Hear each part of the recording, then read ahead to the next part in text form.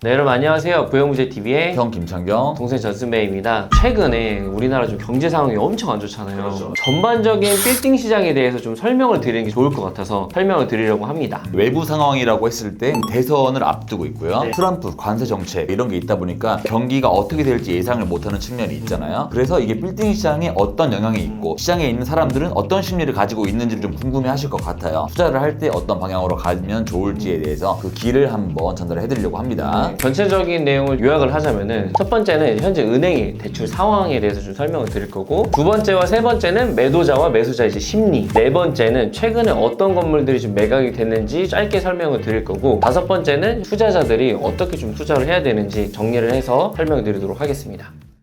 첫 번째로 최근의 은행의 상황입니다. 올해 초로 봤을 때 임대업 관련 대출이 한 5개 시중은행 중에서 한두 개 정도만 좀 적극적이었잖아요. 그런데 이제 그 중에서도 하나 정도가 나갔습니다. 대출을 해줄 수 있는 은행이 거의 없다라고 좀 보고 있고, 그나마 올해 초에는 적극적인 곳이 몇 개 있었는데 지금은 좀 더 보수적으로 됐습니다. 또 대선도 앞두고 있다 보니까 어느 정권이 잡을 줄 모르기 때문에 눈치 싸움을 하고 있는 분위기인 것 같아요. 그 중에 또 임대업이라는 게 불로소득이라는 기득권이라는 측면이 있잖아요. 그래서 여기를 너무 임대를 퍼주면 안 된다, 대출을 퍼주면 안 된다라는 그런 게 있다 보니까 많이 잠잠해져서 매입하려고 해도 대출이 안 나와서 매입을 못하고 있는 경우가 좀 있는 거죠. 크게 나누면은 신설법인에 대한 이제 대출 규제가 좀 너무 강화가 됐거든요. 그래서 기존에 신설법인으로 현금 한 4, 50억으로 아니면 뭐 60억대로 강남 건물 한 150억, 한 160억까지 보셨던 분들은 근데 지금 그렇게 사기가 상당히 어려워졌다. 그리고 이제 두 번째 같은 경우에는 3월 초까지만 해도 금리 괜찮았었거든요. 한 3% 중반이나 후반까지 나오는 경우들도 있었는데 지금 또 3월 말부터 금리가 또 올라갔습니다. 3.9%에서 한 4.3% 좀 왔다 갔다 하는 것 같고, 세 번째 같은 경우에는 우량법인 같은 경우도 우량법인은 대출 잘해줬었잖아요, 이사님. 근데 지금 공실 건물에 대한 보수적인 시각이 좀 커졌습니다. 우량법인들이 사옥으로 사용하지 않고 투자 수익으로 건물을 산다 그러면은 대출이 상당히 어려워진, 은행에서 좀 대출 안 해주고 있는 그런 상황입니다. 그래서 지금 단순 임대업에 대한 대접이 정말 푸대접이 됐습니다. 작년과 굉장히 다른 상황이다 보니까 올해도 1, 2월에는 대출이 거의 안 됐었는데 3월에 좀 되나 싶었다가 눈치를 좀 보고 있는 상황이다 보니까 지금 시점에 이제 건물을 좀 보시는 분들은 대출 확인을 좀 굉장히 좀 꼼꼼하게 하셔야 된다라고 말씀드리고 싶어요. 계약하기 직전에 본사 심사까지 안 올리고 계약한 경우가 많잖아요. 근데 최근에는 이제 본사 심사에서 반려되는 경우가 많아가지고 급한 건물이 나온다고 하더라도 급하게 계약할 게 아니라 대출부터 풀고 들어가야 된다라는 걸 좀 꼭 설명을 드리고 싶었습니다.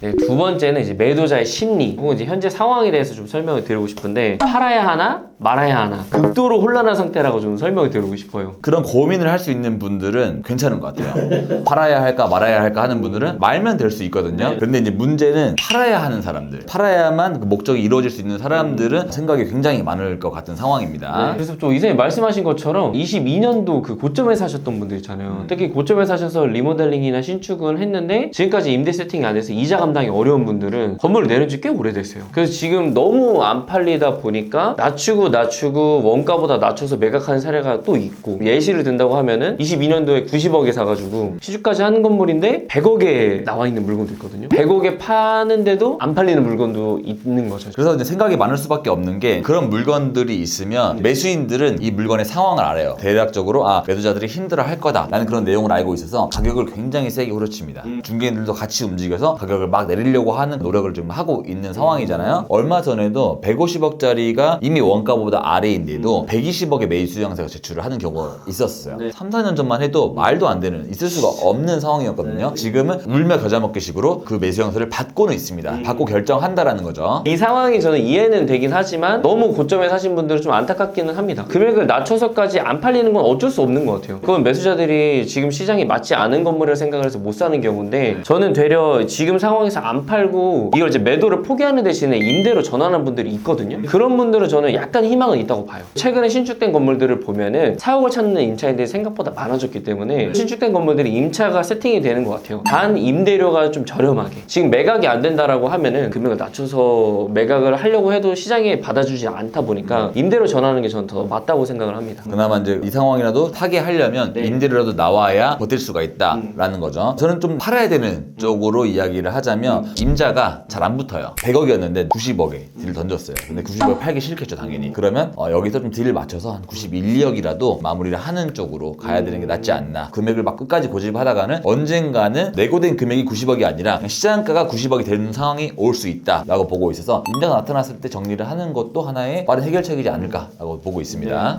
네, 세 번째는 이제 매수자 심리와 좀 현재 상황입니다. 사실 매수자분들은 지금 엄청 많아요. 고객분들이 너무 조금 좋은 건물을 생각을 하시는 것 같아요. 과거에 실수를 되풀이하지 말아야지, 다른 사람들처럼 안 좋은 건물을 사지 말아야 되는 게 현재 매수자들이 좀 생각을 많이 하시는 것 같아요. 지금 이제 정말 매수자분들이 지금 시기야말로 옥석을 가려서 진짜 좋은 옥석을 찾고 있는 시기인 것 같기는 해요. 그리고 한 2년 정도 동안 그 리스크를 더 간접 경험 혹은 직접 경험을 하신 분들이 많이 있잖아요. 어디서 보기도 했고, 그래서 그 리스크를 떠안는 걸 좀 국도를 좀 무서워하시기도 하고, 그래서 지금은 수익도 나오면서 싼 거를 찾고 있는 상황이긴 합니다. 근데 이게 워낙 안 나오기도 하지만 한 번씩 나와요. 예시로 들면은 1월 달에 저희가 직접 계약한 그 삼성동 건물 있잖아요. 그 뼈다귀 암자탄 들어가 있는 건물. 영상 찍고 나서 그 건물을 찾아달라는 연락이 엄청 많이 왔어요. 아직도 그 고객분들은 그 건물들을 기다리고 있거든요. 그런 건물들은 이사님 말씀처럼 좀 기다리는 분들이 많은데, 되려 요즘에 또 대출의 영향이 좀 커졌잖아요. 대출을 많이 안 해주다 보니까 조금 더 관망하는 분위기로 돌아선 것 같아요. 이런 건물들이 좀 나올까? 혹은 최근에 가장 핫한 연무장길이나 압구정 로데오에 고인들이 매입할 수 있는 건물들이 나오기를, 임대를 잘 맞을 수 있는 지역의 건물들이 나오는 거를 많이 관망하지 않나 라는 좀 생각도 들기도 합니다. 그리고 이제 뭐 대선과 결부를 시킨다면 A라는 정권이 잡으면 유동성이 풀릴 것이다. 돈이 막 풀릴 것이다. 그러면 또 부동산 금액이 막 올라갈 거다 라고 생각을 해서 지금 잡으려고 하는 사람도 있고, 또 다른 정권이 잡으면 경기 침체가 올 것이다. 그래서 여기 때는 지금 최대한 몸을 추스려야 된다. 웅크리고 있어야 된다라고 하는 사람이 있어서 반박만 하는 분들이 있습니다. 그래서 지금 매수자의 심리는 반반인 것 같아요. 여기서 이제 매입하자는 심리에서 가장 큰 게 현금 부자들이죠. 현금 부자들은 사실 지금도 아주 발빠르게 움직이고 계십니다. 최근에 건물들 매각된 거 보면은 강남의 역출구 쪽 그런 건물들을 매입한 걸 보고 근저당권을 확인하잖아요. 그럼 대출 거의 안 받고 사셨어요. 맞아요. 그래서 지금 현금이 많은 분들은 이런 거에 좀 구애받지 않고 빌딩을 좀 투자하고 계신다, 좀 내용을 알려드리고 싶습니다. 네, 그럼 이제 네 번째는 최근에 그럼 어떤 건물들이 좀 거래가 되고 있는가? 최근에 어떤 건물들이 좀 거래가 되고 있을까요? 아까 이야기했던 매수자 심리와 좀 연동이 되어 있는 것 같긴 하거든요. 매수자 중에 가장 많은 부류를 차지하는 현금이 한 2, 30억 정도 보유를 하신 분이 많이 계세요. 그런 분들 대부분 강남을 보셨죠. 그러다가 지금 한 몇 개월 지나고 나니까 강남에 괜찮은 건물이 없는 거예요. 강남을 보셨던 매수자들의 한 30%, 40% 정도는 강남은 좀 힘들 것 같다. 서울권 내에 있는 수익이 좀 나오는 안정적인 건물을 먼저 하고 나중에 한 4, 5년 뒤쯤에 강남 좀 조정이 된다라고 하면 그때 들어가고 싶어요. 아니 또 돈이 더 생기면 그때 합쳐서 들어가고 싶어요 라는 매수자분들이 많이 계시거든요. 그래서 최근에 강동구 천호동 구분다리역 근처에 있는 대로변 코너 빌딩 한 70억대 건물이 나름 좀 괜찮게 거래가 됐잖아요. 그런 건물을 보고 그래 강남보다는 또 이런 게 나올 수도 있겠다 라고 마음을 바꾸신 분들이 좀 많이 계셨어요. 그리고 또 대흥역에 있는 학원가 라인에 있는 수익 한 3% 중반짜리 한 61억에 팔린 그 건물도 최근에 좀 많이 인기가 있었고, 이런 건물을 찾아달라 라고 하는 분도 많이 계셨고요. 그래서 강남 쪽으로 무조건 움직인다라기보다는 이렇게 서울권 내에 좀 괜찮은 상권 대로변에 있는 건물을 찾는 수요도 많이 늘고 있긴 합니다. 이사님은 방금 수익형 건물을 말씀하셨잖아요. 근데 저는 되려 좀 강남의 주요 입지들을 좀 설명을 하고 싶거든요. 왜냐면 최근에 그 제가 또 촬영도 했었던 그 설빈 건물 137억에 이제 거래가 됐는데, 거기 이제 세로숲길 이면에서 대지 평당가가 상당히 저렴한 매물 중에 저는 하나였다고 생각을 했었고, 요즘에 또 압구정 로데오랑 연무장길이 인기가 많잖아요. 근데 그 중에서도 연무장길에 그 아르모프가 들어가 있었던 120억짜리 건물, 그래도 평당 3억이거든요. 그래도 이제 고객들은 임대를 편하게, 임대를 높게 맞출 수 있는 곳을 좀 선호한다는 거를 가장 잘 보여줄 수 있는 사례이지 않을까라는 생각을 했었습니다. 확실히 그 성수동 연무장길 라인은 팝업 스토어나 플래그십 스토어가 많이 들어가고 있기 때문에 그에 대한 좀 희망과 꿈을 가지고 계신 분들이 투자를 많이 하고 있는 것 같아요. 하지만 지금 그래도 뭐니 해도 강남 쪽으로 거래량이 가장 많이 나오고 있기는 합니다.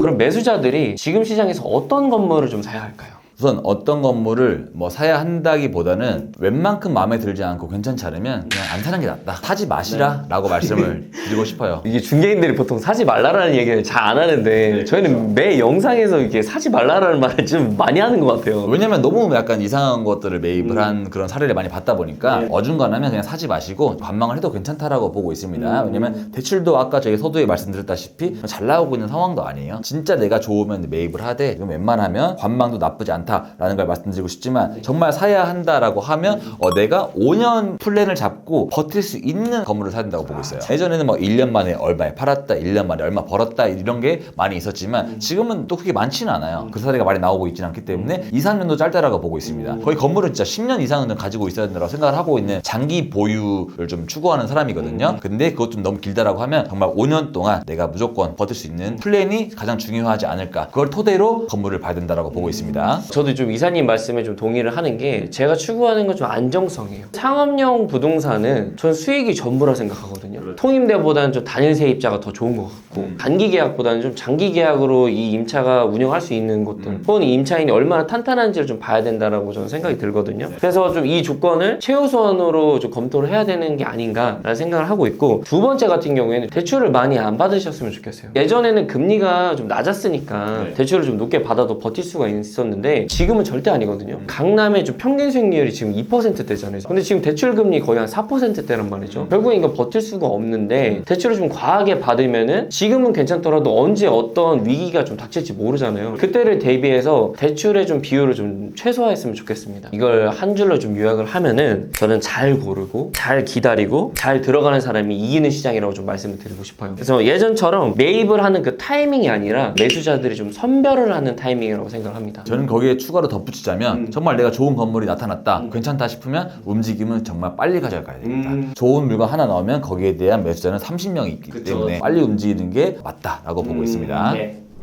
최근 빌딩 시장이 좀 많이 어지럽기 때문에 이 내용에 대해서 좀 정리가 좀 필요하다라고 생각해서 이 영상을 좀 촬영하게 됐거든요. 빌딩 시장에서 이런 상황을 다 지켜보고 계신 분들은 다 아실 수 있겠지만 살짝 한 발짝 뒤에 계신 분들은 잘 모를 수 있어요. 그래서 저희가 전체적인 심리와 상황을 좀 전달을 생생하게 최대한 드리고자 이런 영상을 찍어 보았습니다. 저희가 지금 한 15분 정도 영상을 촬영을 하고 있는데 이런 내용들은 저희 월간 부정부제에서 다 생생하게 전달을 해드리고 있습니다. 그래서 관심 있으신 분들은 신청을 해주시면은 저희가 생생한 정보 매달 드리고 있으니까 참여 부탁드리겠습니다. 그럼 이제 오늘 영상 여기서 마무리하도록 하고요. 저희는 다음에 더 좋은 영상으로 찾아뵙도록 하겠습니다. 그럼